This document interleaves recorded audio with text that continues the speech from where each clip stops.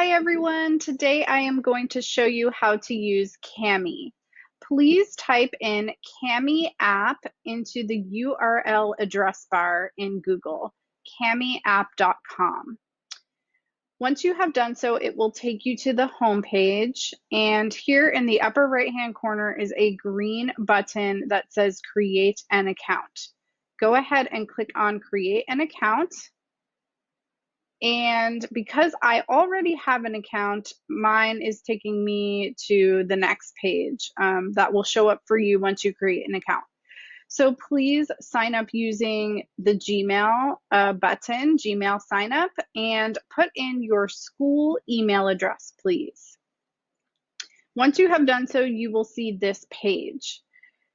So normally I will give you an article or a text to read in Canvas, right? There will be a link to the text.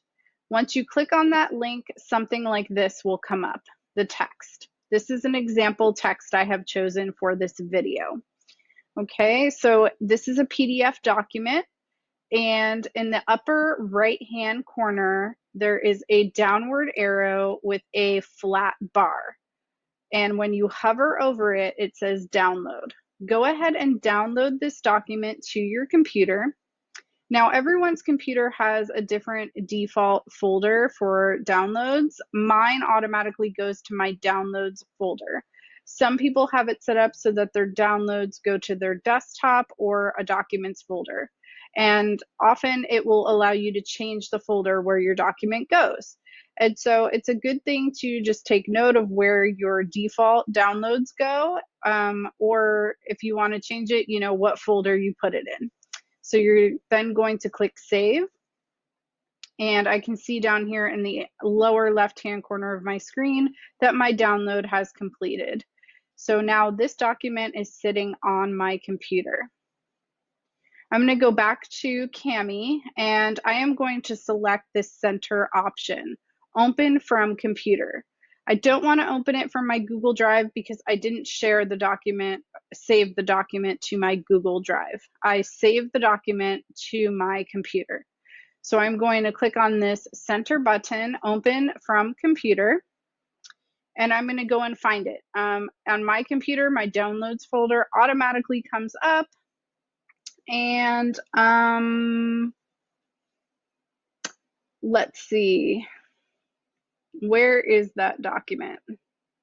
Lego animal, here it is. So sometimes my computer likes to alphabetize things. Your computer might do the same, and it may just take a second to find the document once you've downloaded it. All right, so you are just going to click open, and it's going to pop up in Kami. Awesome. We can now start using all of the Kami tools. So as you can see on the left-hand side here is your toolbar. The first free tool that we have to use is the markup tool. This is your highlighter tool. So just like you would use a normal highlighter for, this serves the same purpose. The default color is yellow. If you hover over the colors here, there's some quick colors to choose from, or you can click on this color palette, and it gives you all of these colors, a lot more colors to choose from. So choose whatever color you would like to highlight. And what we're going to do is, let's say that I think this is an important phrase or sentence, a few couple of words. Okay, I'm going to highlight that. Maybe I'm going to change to green. So this pop-up box came up in the right-hand corner here. This file is not uploaded. I have just been hitting dismiss because it is saved. I can see that the file is uploaded. So you can go ahead and hit dismiss as well. If you want to change the color of your highlight, you can. I'm going to choose green next. So I think this quote right here is important. I'm going to highlight that. And maybe I choose pink. You can stick with one color. You can change them up. It's totally your choice. And I think this statement is important. And so I'm going to highlight that statement. Now, when we're annotating, it's easy, right, to just highlight everything. Oh, I think that's important, and then stop there. The problem is that your teacher and even you may not remember or know why you highlighted a certain sentence. And so you want to create comments and remind yourself why you highlighted that sentence. So the next tool down on your toolbar is the comment box. It is this comment bubble with 3 dots. So go ahead and click that. And again, you can choose different colors. I'm going to choose pink. And I'm going to click right at the beginning of my first highlight. And it's going to create a comment box on the right-hand side of your screen. And I am going to comment and say something like, you know, this is a comment about da da da, right? Whatever it is. And then I'm going to do the same here. So for every highlight, I'm going to write a comment. You know, this quote stood out to me because, right? Something like that. And then again here, I am going to say, this is important because. All right.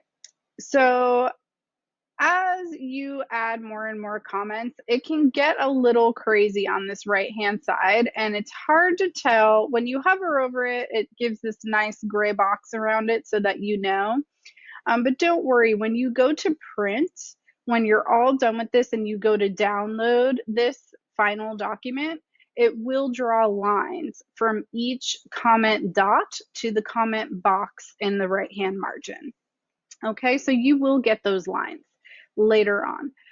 Let's say that I just want to add a text box instead of a comment. So that is the next tool down on our toolbar. The default color here is black right now. I'm going to set it to purple because I feel like purple might stand out as text because our text is already black.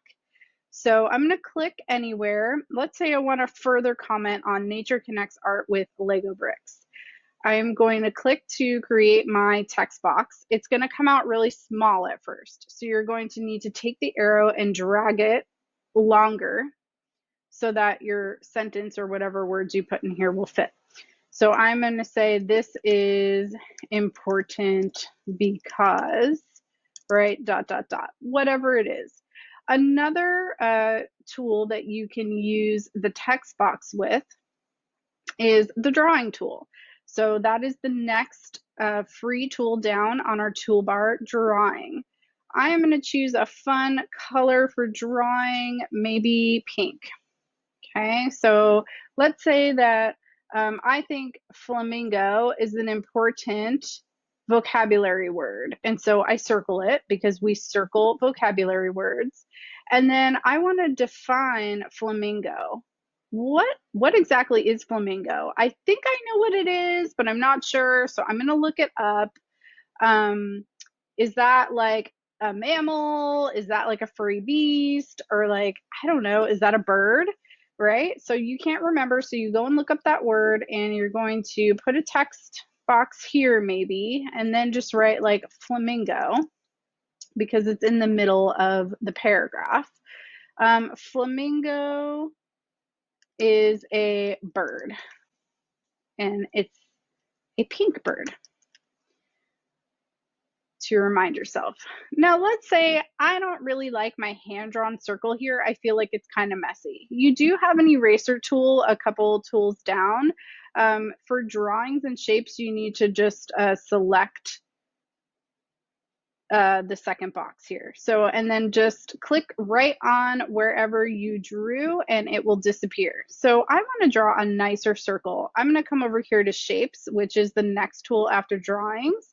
And I'm going to click on insert ellipse, the circle shape. And all you have to do is click and drag over the word that you want to circle. And, you know, it made it pink, or it made it black, which is fine. We'll just leave it black for now. But if you wanted to change it, then you could click the select tool. You could select it. And then, oh, look here, I can change it to pink. right there in my toolbar. I can also like drag and make this a little bigger if I wanted to. I'm not quite like happy with it. I mean, obviously these are just quick annotations. You don't need to spend a ton of time making it look absolutely perfect, right? But the option is there if you would like. Okay, and another cool feature is boxing. You can also square things or box things using the insert rectangle tool. So for keywords, I would like you to box keywords. So let's say right here, I feel like Legos is a key word in this article. I'm going to box it, and maybe I'll add text again just to remind myself, um, you know, this is a keyword. Right, and maybe move that like right above Legos so that it's like super clear.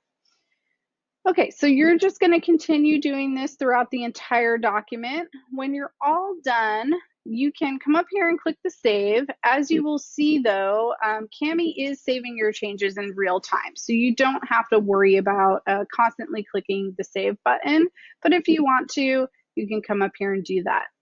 Then next to the save button is the download button, and we're going to do the same process that we did before. So now that you're all done with your annotations, you're going to re-download this to your computer. And the default here is it's going to download to your computer with the annotations. Importantly, you need to check this box to flatten annotations, or else your comments will not show up on the right-hand margin. Okay, so click this box, flatten annotations, and then begin export, and it will download it to your computer in the same folder as it did before. And still says processing. Let's give it a moment. And now I see in the left-hand corner it has downloaded. I'm going to open it up to show you what it looks like. So as you can see, the lines have been drawn from each comment to the right-hand margin, telling you which comment box relates to what comment. So that is pretty cool, right? Everything is here. Your third page looks smaller because there's no annotations or comments, and please, you know, annotate the entire document, and then the entire document will all look the same. Okay, so you've got that down on your downloaded on your computer. You're all done. You're going to come back over to Canvas, and let's say that this is your assignment page. This is my teacher page, and so it says published and edit here, but on your page it will say submit assignment right here. So you're just going to submit assignment, and then you're going to upload your final document from your computer, and that is it.